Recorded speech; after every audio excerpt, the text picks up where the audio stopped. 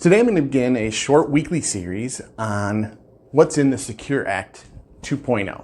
And the Secure Act is a couple hundred pages buried in a 4,000 page bill that got signed into law late in December. So obviously there's a lot of things in there. So I'm just going to hit what I think are the highlights. In these videos I'm calling quick hits. They're going to be 2 minutes or less. So the first one is RMDs. So RMDs stand for Required Minimum Distribution. And when you have a traditional retirement account, so think a traditional IRA or a 401k, when you reach a certain age, you're required to take a certain amount of money out. And that amount is determined by your age and the account value at the end of the prior year. Now that age used to be 70 and a half until a few years ago. Secure Act 1.0 changed that age to 72. Secure Act 2.0 changes it for people who haven't taken an RMD yet to 73.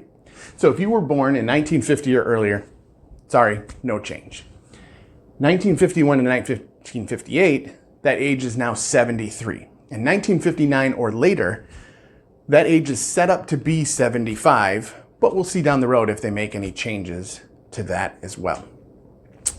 So you might be asking yourself, what happens if I don't take my RMD?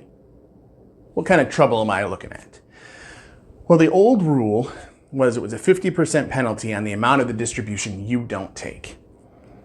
Secure Act 2.0 changed that to 25%, but if you make what they're calling a timely correction, then the penalty is only 10%.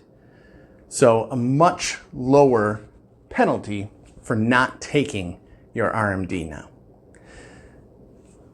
That's the basics on RMDs and the changes. Join me next week when I talk about Roth money or 529 money into a Roth IRA.